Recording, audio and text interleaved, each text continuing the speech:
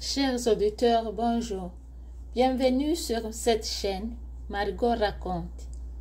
Espérant vous retrouver bien portant, c'est avec grand plaisir de vous raconter une histoire très intéressante de Madame Nathalie et son mari Richard.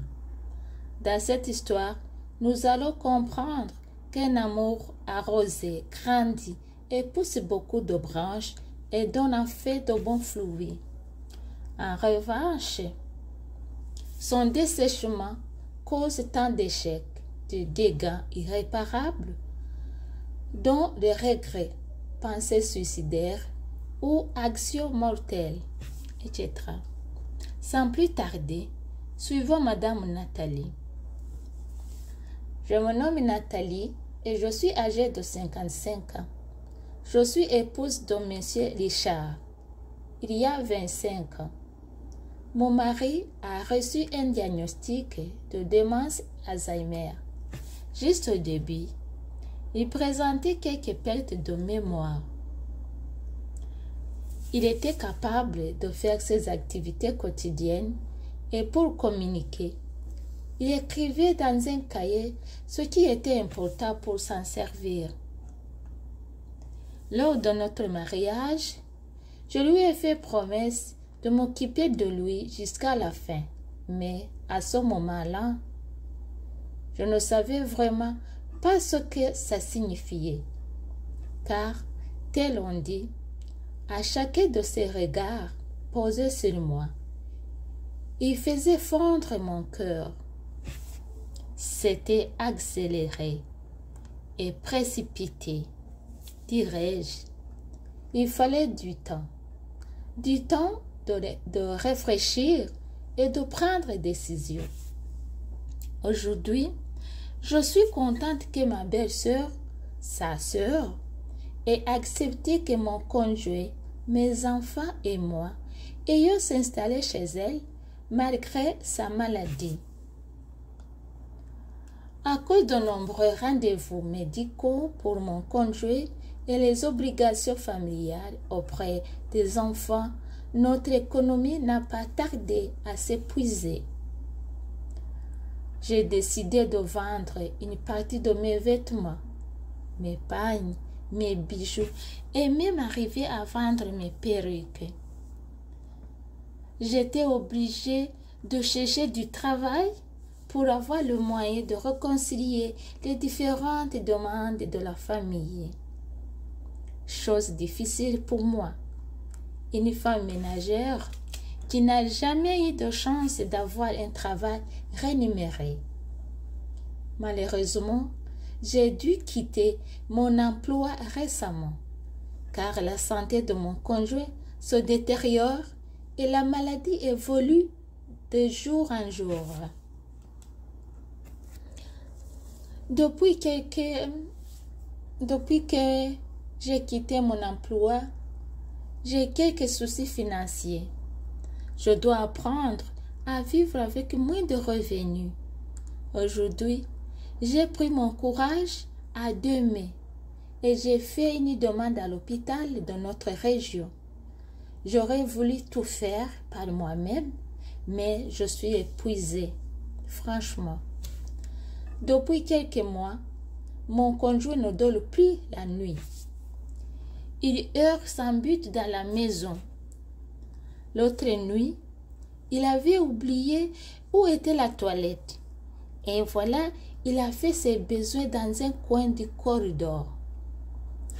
Je crains qu'une nuit, il ouvre la porte de la maison et se perde à l'extérieur. Je n'arrive pas à dormir moi-même. Je m'inquiète beaucoup de sa sécurité. L'autre soir, je l'ai trouvé étendu sur le sol. Il avait perdu pied sur le tapis.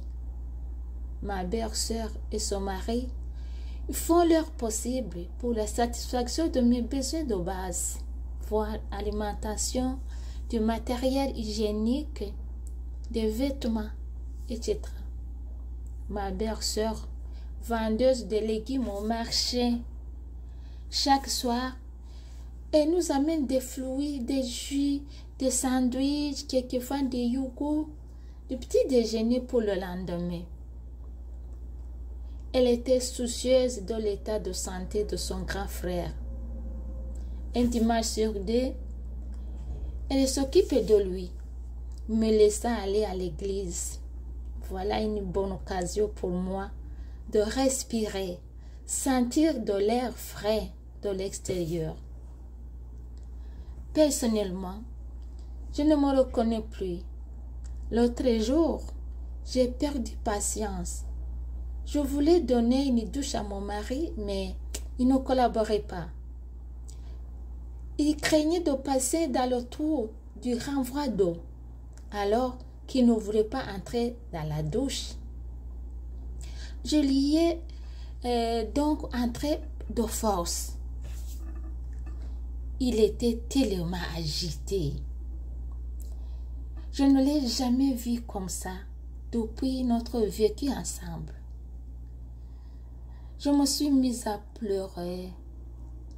C'était difficile pour moi de demander de l'aide, à savoir que j'avais promis à mon conjoint de m'occuper de lui jusqu'à la fin. Voilà maintenant la tâche est lourde. Je dois m'assurer qu'il prend bien sa médication, voir à ses besoins d'hygiène et à son alimentation. Je dois l'accompagner dans ses nombreux rendez-vous médicaux, gérer les finances des donateurs et veiller à sa sécurité. Je dois aussi m'occuper de mes petits-fils. Je vous épargne la famille d'accueil et prendre du temps pour mon conjoint. Pour dormir, je dois aller rapidement chez le boutiquier derrière notre maison, prendre un petit verre de whisky. Deux fois, je le regarde. Il n'est plus le même mari de mes rêves, celui que j'ai marié.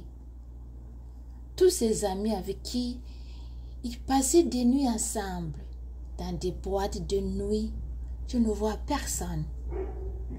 Une bonne partie d'économie dépensée pour les cougars au lieu d'encadrer nos enfants, et voilà, personne ne peut me venir en aide.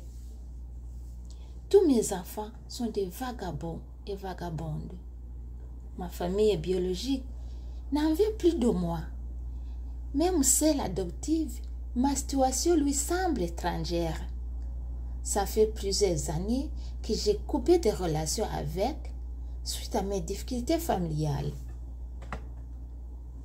Et d'ailleurs, je dois commencer à me trouver des stratégies pour m'évader de cette maison. Sinon, si mon conjoint meurt, je ne serai pas capable de supporter la facture des obsèques.